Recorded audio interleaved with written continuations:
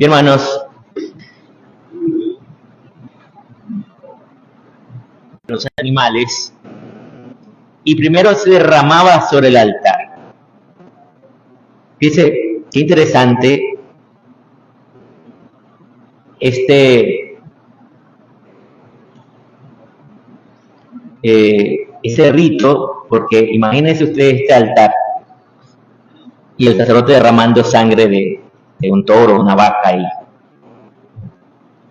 con el olorcito que suelta la sangre. Pero claro, era un sentido religioso. Y además, no solo eso, dice que cogía sangre y asperjaba a la gente. Imagínense, en lugar de agüita, que nos asperjen con sangre. Nos quedamos manchados. Parece una película de terror después, todos manchados de sangre. Pero era, como digo, era un sentido religioso, de pedir el perdón de los pecados. Ahora,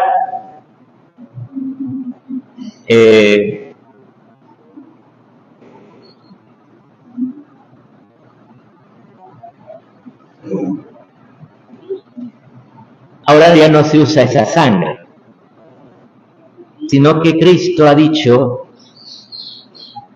que Él derrama su sangre por nosotros una vez por todas. Fíjense que tal vez alguno se pregunta, entonces, ¿cómo es que la misa es un sacrificio? Entonces, cada misa es un sacrificio. ¿Cómo es eso? Ese sacrificio que celebramos en la misa, dice la Escritura que fue uno solo, un solo sacrificio, donde Él se entregó de una vez para siempre, derramó su sangre de una vez para siempre.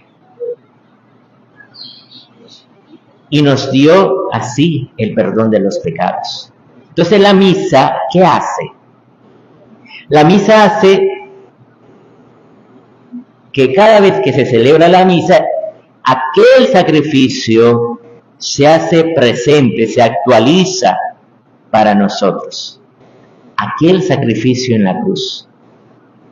Pero fíjense que en cada misa no solo celebramos la muerte de Cristo, sino también su resurrección. Dice San Pablo, si Cristo no hubiera resucitado, vana sería nuestra fe. Entonces en cada misa hacemos presente la muerte y resurrección de Cristo.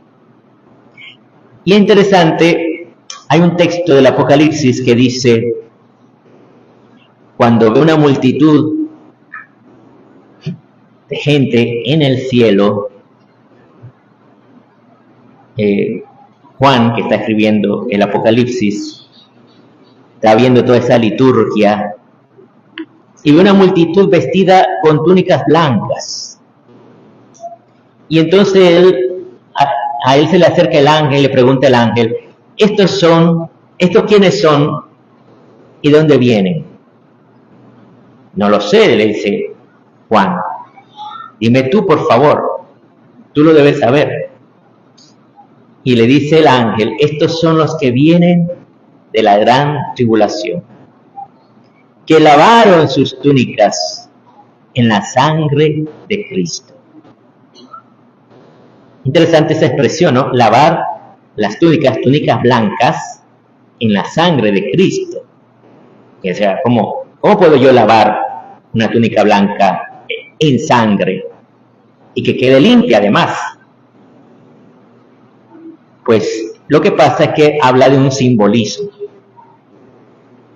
A nosotros en el bautismo se nos pone una vestidura blanca. Y esa vestidura blanca simboliza la nueva naturaleza que te da el bautismo. Somos revestidos con esa túnica blanca. y simboliza eso, una nueva naturaleza, la naturaleza divina. ¿Por qué? Porque nuestra naturaleza humana estamos heridos por el pecado. Estamos heridos. No podemos amar. Cuando alguien me hiere, cuando alguien me ofende, cuando alguien me grita, cuando alguien me abandona, puede ser el papá o la mamá, te abandonaron para ir a buscar el dinero,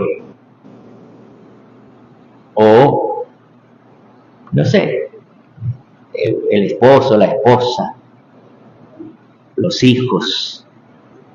También los hijos abandonan a los padres y los padres quedan ahí tirados y sufren. Y nos herimos mutuamente muchas veces. Uno grita una cosa, otro grita otra cosa. Nos herimos. Pues el Señor nos da esa nueva naturaleza divina. ¿En qué consiste la naturaleza divina? ¿En qué se diferencia la naturaleza humana? Precisamente por el pecado nosotros no podemos amar. Pero la naturaleza divina es este Cristo que dio su vida por nosotros y nos ha devuelto la vida a nosotros. Entonces,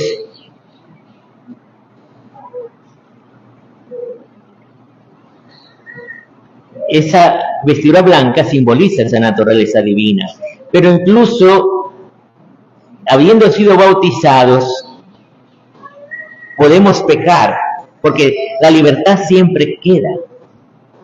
Y podemos caer en pecados graves. Por eso necesitamos que esa vestidura blanca sea lavada. ¿Y cómo se lava? Si ya pasó el bautismo. Pues acudimos al sacramento de la penitencia. En el sacramento de la penitencia somos sumergidos en las aguas bautismales y regenerados una vez más. No es que se repite el bautismo, es el sacramento de la penitencia que nos da ese perdón de los pecados y nos da la gracia del Espíritu Santo nuevamente. Y entonces, al recibir esa gracia del perdón y del Espíritu Santo, entonces puedes recibir la comunión. Puedes recibir ese alimento de los viajeros, de los viandantes, dice, los textos antiguos en español decía viandantes. Viandante significa el que anda por la vía andante, viandante. El viajero. Nosotros andamos por esta vida y necesitamos un alimento. Cuando no tenemos a Cristo, ¿qué alimento tienes? El mundo. Buscar las cosas del mundo, buscar el dinero, los bienes materiales, los afectos, la fama, que te quieran. Pero si tienes a Cristo, no necesitas nada más. Le tienes a Él. Tienes su amor y su bondad. Esto es lo que te lleva a amar al otro. Entonces, cuando nosotros, dice San Agustín, cuando nosotros comemos cualquier alimento, piensen ustedes en el alimento que más les gusta. El pan, un buen nacatamal, ¿verdad? Un indio viejo, qué sé yo, lo que más les gusta a ustedes.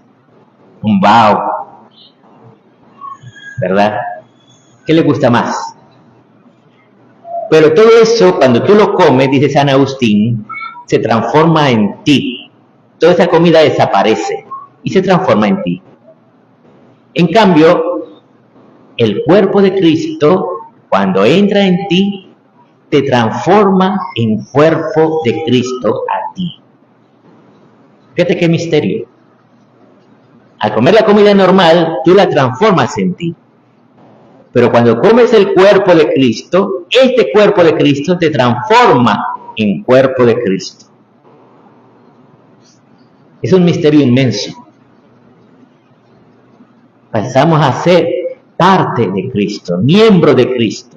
De tal manera que cuando tú vayas y lo que haces, procuras hacer el bien a los demás, estás llevando la presencia de Cristo a los demás. Al hacer el bien a los otros, al poder perdonar, al poder amar, al poder servir. Entonces, esto es lo que el Señor nos entrega en cada misa. Y de verdad que es una lástima cuando las personas vienen a misa y tal vez están en una situación de pecado grave, porque no son casados por la iglesia. Y obvio, la iglesia siempre nos acoge y recibe a todos. A todos.